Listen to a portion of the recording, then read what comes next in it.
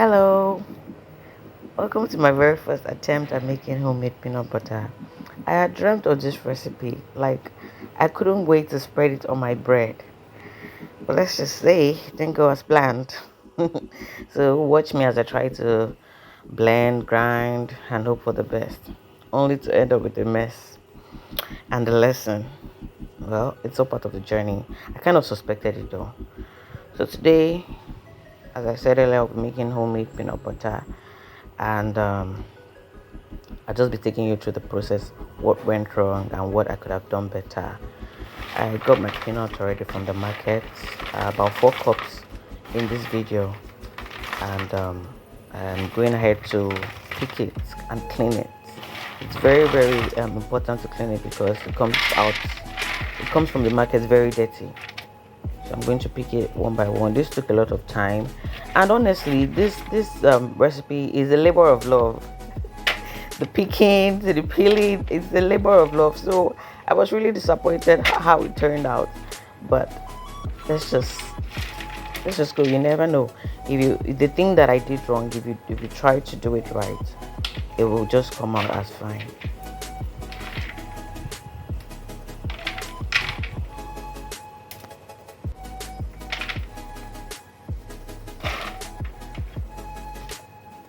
So now done with picking the peanut, I go ahead to wash it.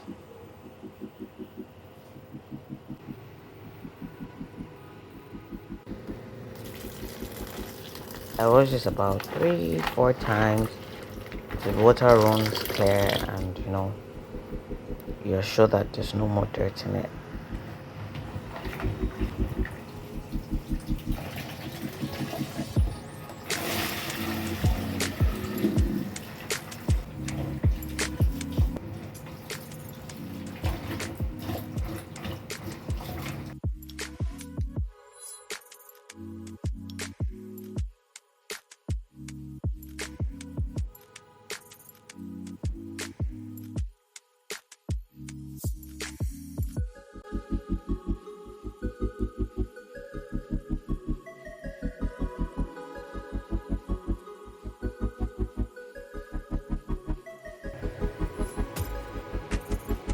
After washing my peanut thoroughly, I'll be adding a teaspoon of salt, and this is to enhance the taste of the peanut.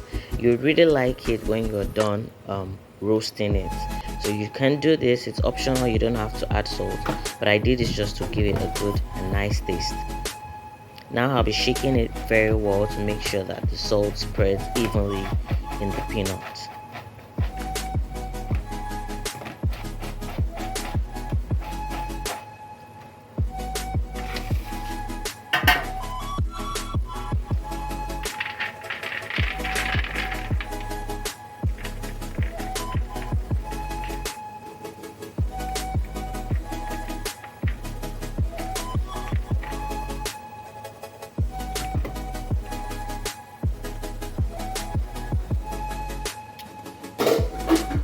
So I'll be putting my peanuts in my preheated oven, and then I'll regulate the temperature to about 160 degrees Celsius, 170 degrees Celsius, thereabout, up and down, so that it can, cook evenly. But withstanding, you still have to bring out the peanuts to check on it intermittently, to make sure it's not cooking on one side and burning on one side. So as I'm bringing it out, I'll be spreading out, turning it and making sure that the heat gets everywhere. It's not just cooking on one side. And then I'll put it back in my oven. I'll do this about 2, 3 times, or even 4 times. It took a long time actually. So it also depends on the heat of your oven.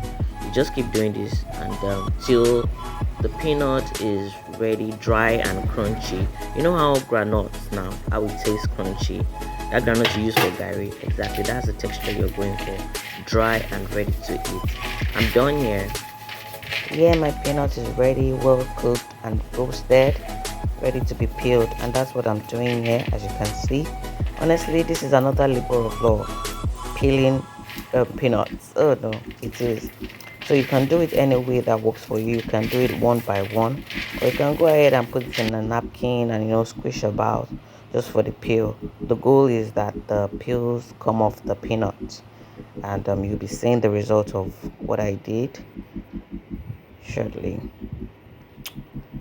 Yeah, so this is how beautiful it looks. In fact, you can decide to just start eating from here and not even make the peanut butter again.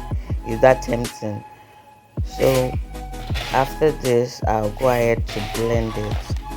And honestly, I kind of already had this fear that my blender wasn't going to do the job. I have watched series of peanut butter recipe, and one thing is that they had good blender. My blender is quite good, but I just didn't think it was up to it, or maybe I overfilled it. So this is the lessons you'll be picking up from here now. The issue from the start to finish of this peanut butter fill is the blender. Yes, the blender. If you have a good strong blender that blends well, you could try it. And one thing about this is you don't add water, you add oil, and that's it. So I after I tried blending that it wasn't, turning into paste, I was already discouraged. At this point I had to add milk.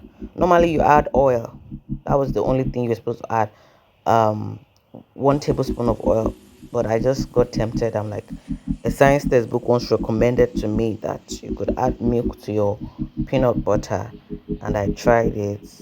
I feel like you could still even eat this, but I was just discouraged. It didn't come out the way I wanted it, the color, and I'll be trying this again. Honestly, I'll be trying it again, probably with a better blender, and just see how that goes. But I was really pained. It's a labor of love that deserved the loving, but it just came out the way it was going to come out. So this is a mixture of peanuts, vegetable oil, and milk, and a tablespoon of salt. Yeah.